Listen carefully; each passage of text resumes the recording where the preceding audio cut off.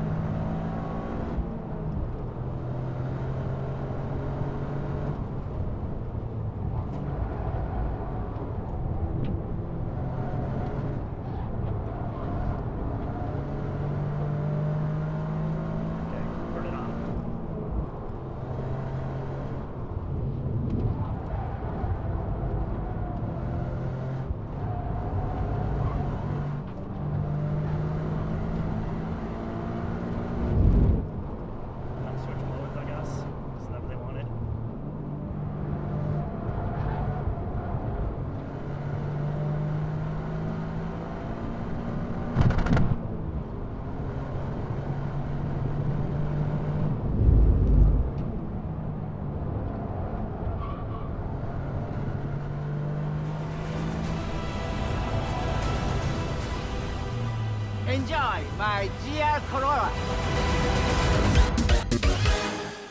Okay, my name is Naoyuki Sakamoto.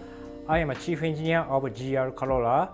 I've been working on GR Corolla from 2018. So after the MRS and the Celica development, we almost stopped developing kind of affordable sports car.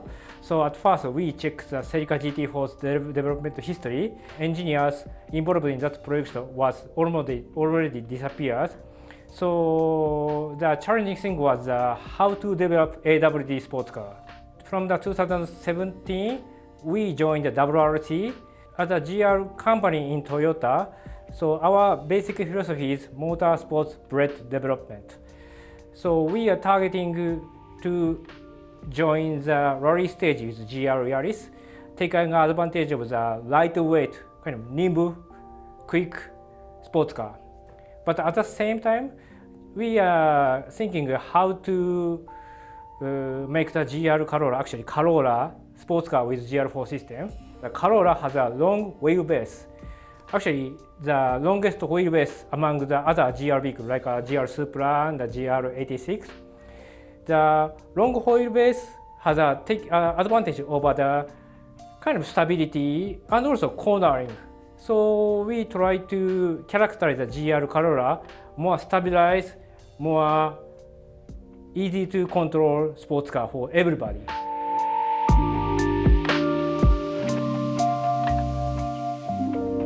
Now, Sakamoto-san said this needs to be an approachable car, which means all the inputs are natural. The car's never going to do something that you don't expect, which gives you a lot of driver confidence. But what does that mean? Well, a lot of it is suspension tuning, tire choice, the mechanical part of the all-wheel drive system. Now, there is a lot of software to that, and when you start this car up, it becomes evident. You have a GR4 knob here that you can change from the default 60-40, 60% of the torque front, 40% to the rear, or you can switch it to 30-70, so 30 torque front, 70% rear.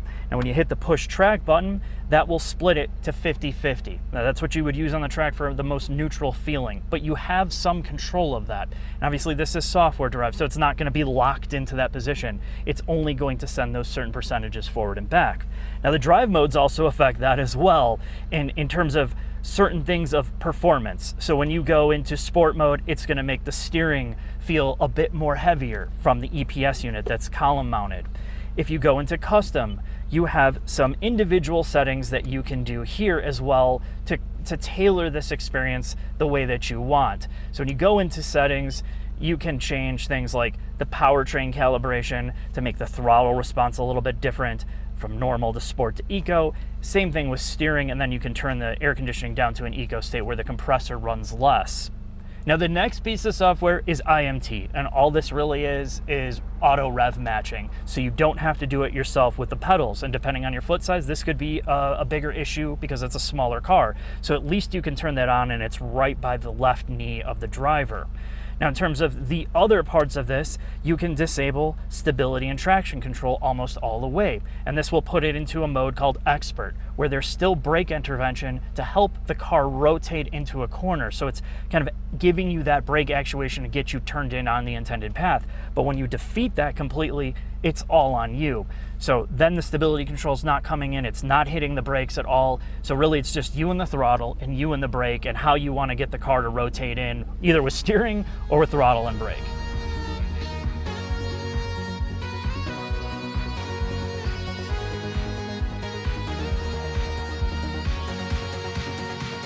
So GR Corolla is also produced in the GR factory, in the Motomachi factory.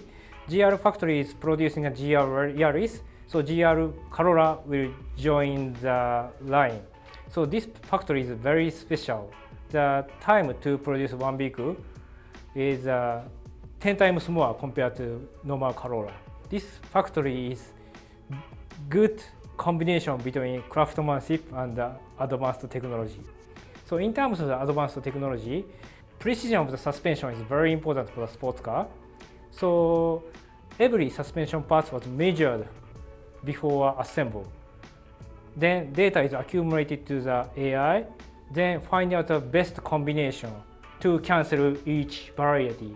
That is the one unique and one special advanced technology for the GR factory.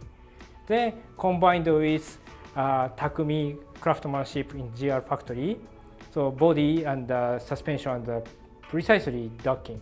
Then final process of the GR factory measures alignment to be in some certain level as a sports car. That is a special unique feature of the GR factory.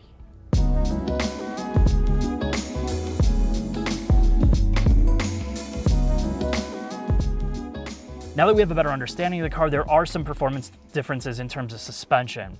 The core and the circuit maintain the same spring rates at 50 in the front and 60 in the rear, and that's in Newton meters. When you go to the Morizo edition, it goes to 55 in the front and 80 in the rear, and that is almost exclusively due to the Cup 2 tires that are also wider.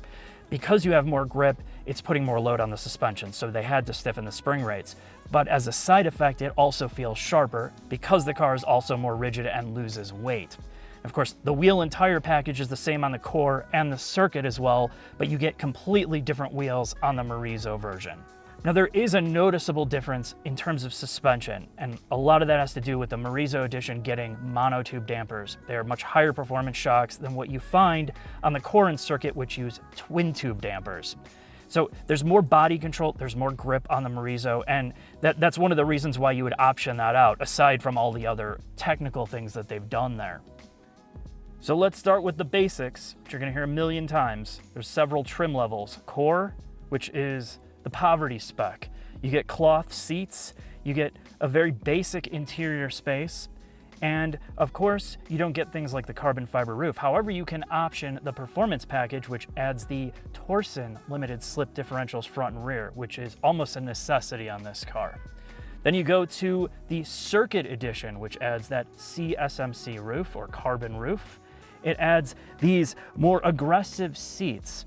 You get the Torsen limited slip front and rear standard, and then essentially the core and the circuit version, when you add that performance pack, are identical in terms of performance. You have the same amount of rigidity. Then we get to the Morizo edition, or the unobtainium version that is limited production. It is also going to be almost $50,000, and if you can even get one and the dealers get hold of you, you're probably going to be paying a lot more. But this is where they heightened up everything. On the interior space, you get a special shift knob. The back gets the rear seats deleted, which pretty much makes this more unusable for families. families. They still have a support bar on the back for stiffening or the rigidity increase that has a clever anchor for a child's seat that you can still latch in and still use that for that family vehicle. The other thing they've done is under the carpet is a little hole, and that is where you can screw in your harness bar or support bar for the back if you want to take this to the track. It is much more focused for that. And they've deleted the audio system essentially and left you with 2 speakers in the front, so I'm sure that sounds horrible, but that's not what the car is about. They have also removed plenty of sound deadening that makes it feel more connected. So back to the interior. It's very Corolla. If you've been in a Corolla before, you're not going to notice much difference. From the bone-bruising side dash piece to the center consoles, all almost identical, with the exception of the updated infotainment that matches the rest of their new generation system, which we had a huge video about with Toyota Connected. The shift linkage has been improved, and you'll notice that right away. It feels more purpose-built for shift action. You have a manual parking brake, thank God, which is very, very appreciated in a performance vehicle. And then everything is matte textures in here. It is so purposeful, and it may feel basic, but this is a throwback to the older sports cars. The exterior is definitely not Corolla, and as we've learned, this is because Akio Toyota wanted a more wide, more aggressive looking car on the outside. This is a special car to them. It's a first in a long time that Toyota was involved from start to finish, from development, and it shows in their overall personality and their overall passion for it.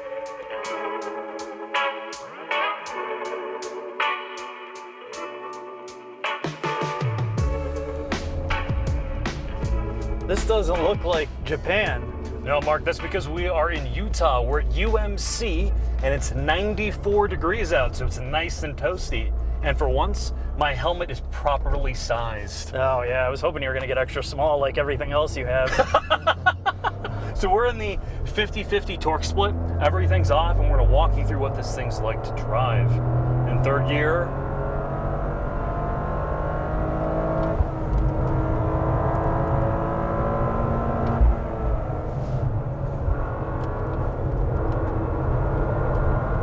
I think the first thing you're going to notice when you're getting into one of these vehicles, other than obviously the stability, is how much roll there is initially, at least in this circuit or core performance pack equipped car. The dampening is definitely more, I think, targeted to be more livable on the street. It's a street car. It's a street car for sure. It's for that Corolla owner that needs this to be their daily driver year round. What do you think? I mean, you and I have driven this car a lot so far. What do you think of it dynamically? Well, let's kind of talk about the street part. You know, clearly we're on the track, but there's enough you can gather. I've driven every model in every drive mode with traction stability on and off. And I think what I really like about this is it's not trying to be synthetically it's not trying to be made twitchy. You know, I asked the chief engineer about the Fiesta ST and the Focus ST. People love those cars because it's like you almost can spin them out being front wheel drive. And that's one thing that they didn't want to do here. They wanted it to feel real natural. So if you're buying it as that do everything car, and even maybe for a family, like there is no intimidation factor here. And when I get in the Morizo edition, I'll kind of talk through what it's like at the limit, but this is a very soft, compliant, neutral car that favors, of course, understeer, really. And you can manage the understeer, as I just did back there, was slowly letting on and off the gas. As you let off, when the car is loaded up, the front end will start to tuck in. It allows you to approach the limits without intimidating you. It's a very forgiving sort of vehicle. Even with everything off, it's not a car that wants to bite you, which is either going to be a pro or a con, depending on who you are. I just went into the 30-70 split. So it should favor more rear wheel power or torque to the back.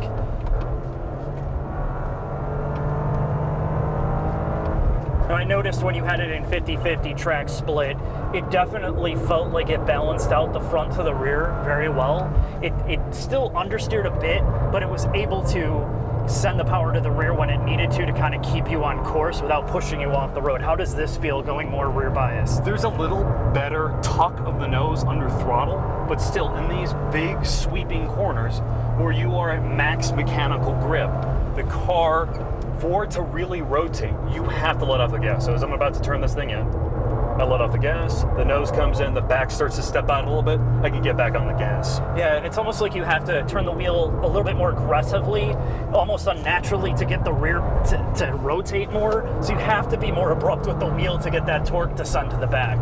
Even on these less sticky Pilot 4s, I think there is a lot of grip in this vehicle, again, lending itself to be that sort of approachable car.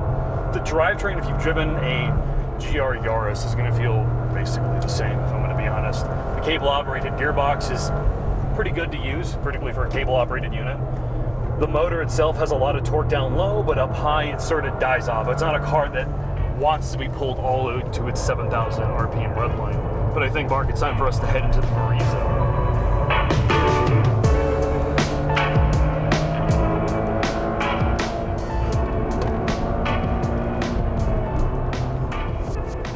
So Mark, we're in the Morizo. This is the lightest, most rigid, and hardcore variant of this car. To be fair, this is also the car that no one's probably going to be able to buy. I think they're making like 200 a year or something. So in many ways, this is largely irrelevant. We're in 3070, everything's off.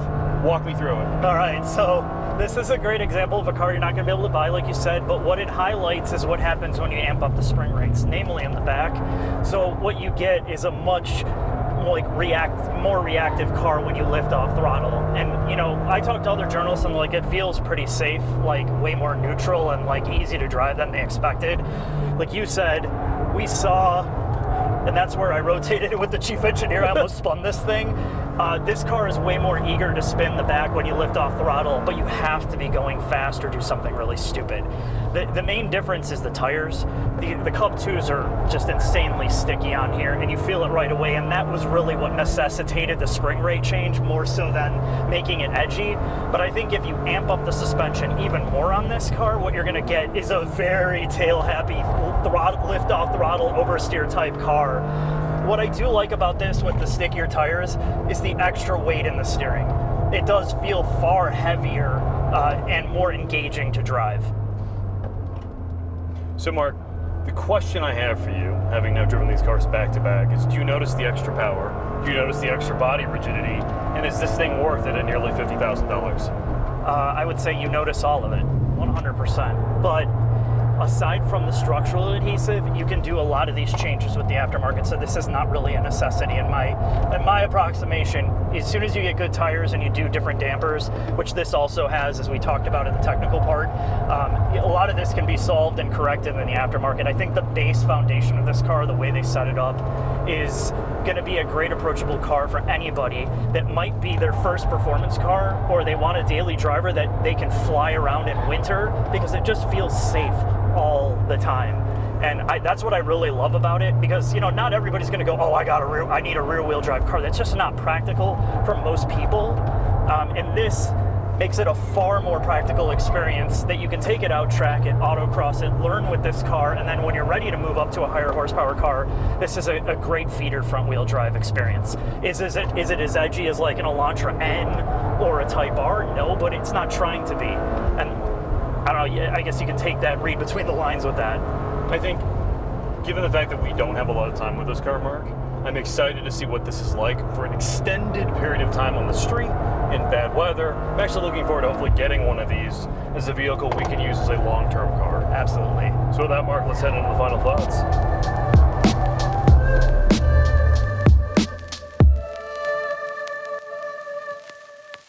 Final thoughts on the GR Corolla, and I wanted to say this first. Huge thanks to our Toyota rep Paul and the chief engineer Sakamoto-san for spending so much time with us and putting this event together. This was a launch event, which means we did not spend a terrible amount of time with this car, so in the future we will be putting it up in the air, doing a proper technical segment, and driving it in some more real-world conditions. So what about the car itself? Well, this is a true hatchback. Thank God it's not a CUV or some liftback sedan.